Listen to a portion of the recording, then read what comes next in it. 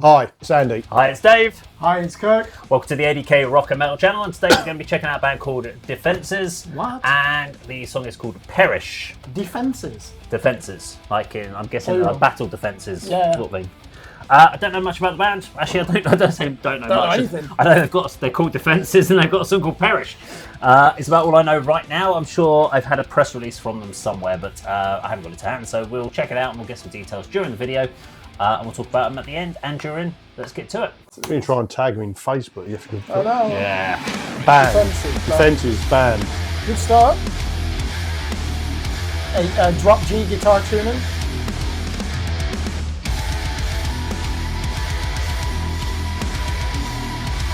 It's groove new metal at this point, I'd have said. Gent, isn't it? Oh, hello. Female vocalist. Oh yeah, I did. This was from a press release. Yeah, I've got that early 2000s Linkin Park, you know, that electronic drum machine in the background.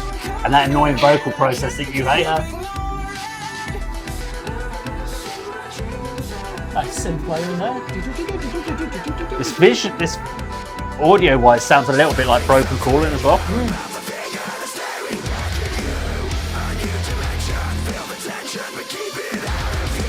I'm guessing these are from Germany as well. Yeah, Long Branch Records. It's not Jamaica then. Defenses! Sounds like Monuments there. I don't know why they're putting this effect over her voice the know. whole time. She sounds like Andy Sizak from Monuments.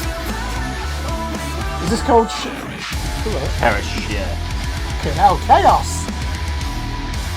There's your Meshuggah element.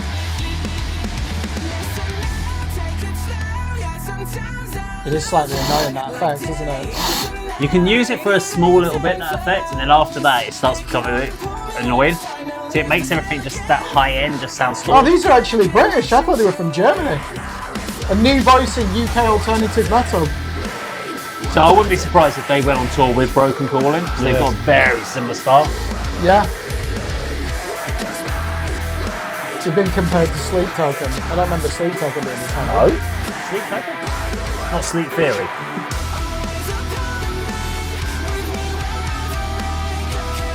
That is a memorable chorus.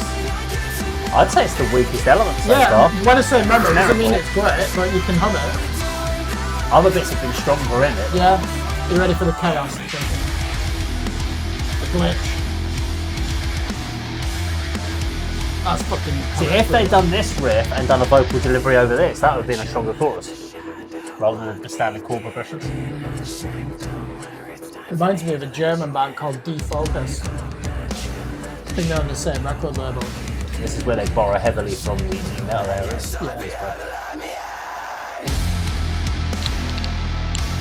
Do you not feel like you're in quicksand with a riff like this? You've been pulled under. Probably be really good live. Yeah. Love that down tune sound. Yeah, it's starting to annoy me that now. It's getting repetitive at this point. Yeah.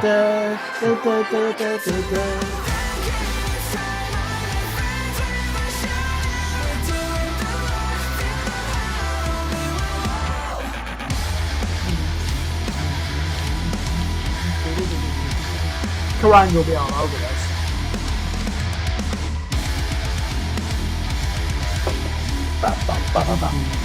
There's an extra offbeat in there as well. Oh, they could have carried that on for another 8 bars. Okay, there we go. Defenses and Perish. Andy, over to you. What are your thoughts? Early in this session, we covered Knock Loose, and we were talking about the male vocal being up here Yeah. and controversially high and everything. And they had a guest vocalist, young lady called Poppy, who almost matched the guy in the range. And we were saying, or I was saying, there's no difference between the two, and you need that contrast. I think what I liked most about this particular track was the contrast between the two vocalists. The female, young lady started things off, and it was, I mean, you wasn't a fan of the effect. I think it was only very slight effect, and I think it worked quite well. And Okay. I was, done anything about this band, and I was really pleased that there was that contrast of the real aggressive male vocals that came in a bit later. I think you described it as alternative, Kirk, when you brought up the bio. I mean, that covers such a vast range, and it's not something that I usually listen to. But although we have covered many bands like this on the channel, I'd say it's new metalcore. Yeah, new metalcore is a good description. I mean, surely. Sorry. Yeah. I like the the low end, the down tuned guitars. That was really one of you mentioned sort of wading through quicksand. That's a good description. You're battling to sort of stay with it, but you're enjoying staying with it because it's really heavy and really down there, really low. But the contrast between the two vocals was really good. Look at the video, I liked as well the effects they were using. The sort of claustrophobic element of all the band members in a very small space. Kirk's dropping his microphone again. Sorry for all the knocking sounds that you'll be hearing from that. Let him get that on. With a few technical issues today. I mean, it was all right. It's not something I'm ever going to get into, to be honest, but I did really like, the down-tuned guitars and the contrast in the vocals, and a great video as well. Kirk? Yeah, they've signed to Long Branch Records, that metalcore label in Germany, and we've already reviewed 2 artists, I think, from that label in this session. I was surprised to learn that they're from the UK. Looking at them, I'm just going to guess London. Yeah. I'm just going to guess London, England. To me, the chorus sounded like Andy Cizek, the lead singer of Monuments. Monuments were the main influence on that, so if anyone doesn't know, they are one of those pioneering gent bands from England, from Milton Keynes, along with Tesseract, and then across the pond, Periphery. In America, yeah, I do like the controlled chaos elements of that. The down-tuned guitars were savage, weren't they?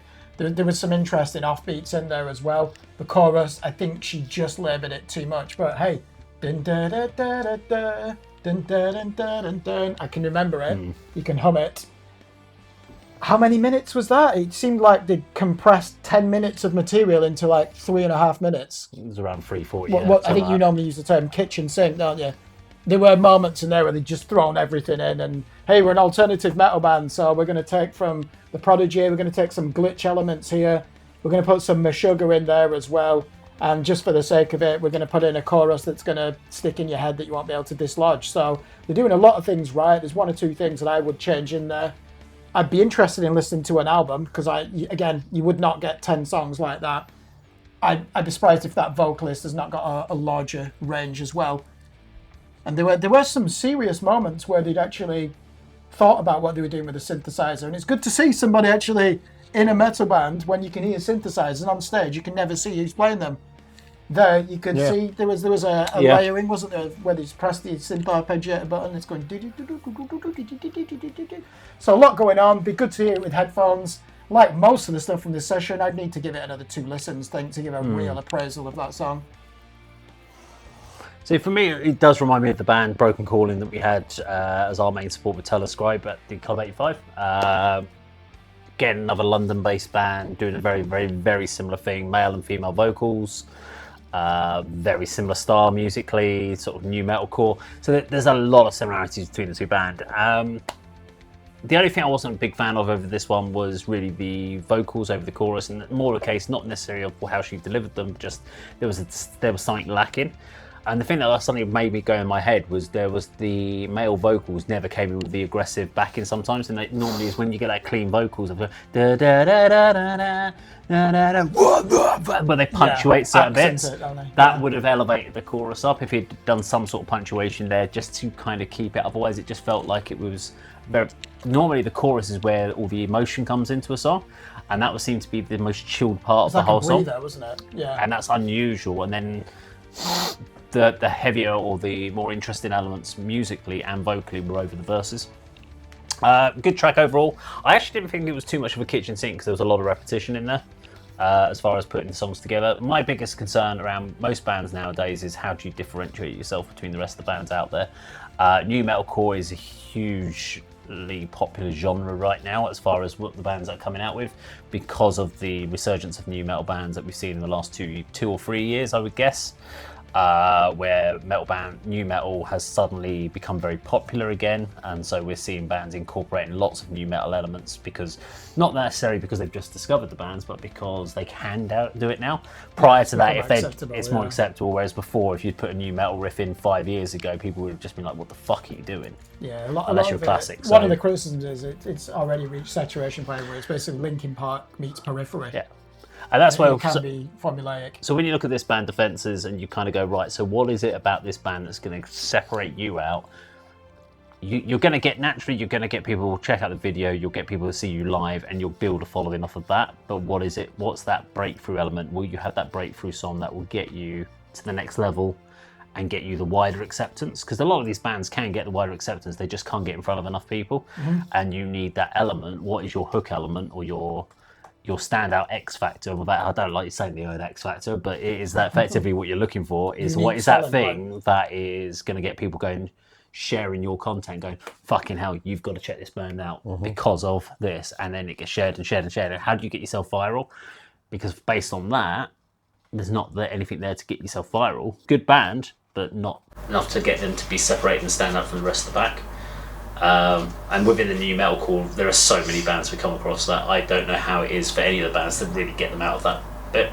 Yeah, it's rare, isn't it, for an artist on their first album to already know what the sound's going to be, so no need to be disheartened. I think most bands, your first album, you're still figuring out your sound, your influx. They were good. So that's a good start. I mean, with them, it's where what they're going to sound like in 3 years, 4 years is probably where they'll be judged more harshly. And if they've not evolved and found their true calling, then... But it's again, we go back to visuals, we talk about images of bands. We've seen several bands today that have had images. We've seen bands that have got great music with no image. And again, if apart from that band that we checked out, was it Broken Tooth? Dogma. We did. Well, we did Broken Tooth, and the thing you'll remember from that is Blacktooth. Blacktooth. Sorry, that's it. There you go. Yeah. Blacktooth. Sorry, I'm thinking Broken States now, but Broken Calling and fucking hell. Broken Tooth. Broken Tooth. Oh fucking hell. Blacktooth. Blacktooth. And the thing you'll remember from that is he was wearing a shell suit. Yeah. Is that the thing you want to be known for? Yeah. Dogma. Black metal looking nuns playing classic 80s metal.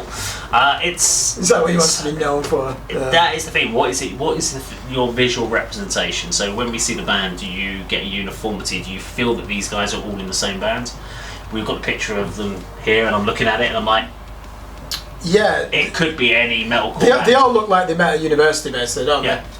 Yeah. So if that's the look of the band, I'm like, okay, that tells me absolutely nothing about you. And that's not going to you're not going to get separated from the rest of the patch because of that. Looking at that, they've all got short hair. They're in their early 20s. As a heavy metal fan, is that going to put you off? Would that make you go, "Oh, just looking at them"? I'm just concerned about the flat top elements of the picture. You know what's. The flat. It looks like they've got. Are they blurred the tops? Yeah. Oh, not the flat top haircut. Yeah. Well, like Dave Gone from Depeche Mode. That's what they look like. Yeah, go on the left. That's good. That's what I want to look like. Yeah. Next time I go to the bar, I say, "Can you give me a flat top?" You say about no, they don't look like they're in the same band or they've just met. They all do. They look like they're all in a band in there. But from a video point of view, if you saw that on the stage, you'd be looking at it going, what am I going to get? See, these are not factors that sort of draw me or put me off a band. That's good. So the image doesn't put you off. See, Andy's not shallow. Unless they're extreme images, like we've already discussed. But the band name will. Yeah, band name will put him off. Yeah. So Defences, I think, is a good name. Well, if you want to be a gent band, you just take a word and pluralise it. Monuments, Defences. Yeah. Currents. What a name for a band. Currents. Would that put you off? Sultanas. Yeah. See, Monuments and Defences are, interesting band. Gent bands just pluralise. See, if you said Monuments, I'd have been going. Although I know who Monuments is, I would have been going for new wave of British heavy metal. Metal. What about Architects? What would you if you didn't know about music? This kind of stuff. I'd have gone mathcore if I didn't know. They actually did start off as a mathcore band, Architects. Because it's very structural. They were influenced by it. Anyway, we've gone off on a random there. So Defences. If you enjoyed our video today, please do like, share, and subscribe. We'll see you on the video sometime very soon. Take care.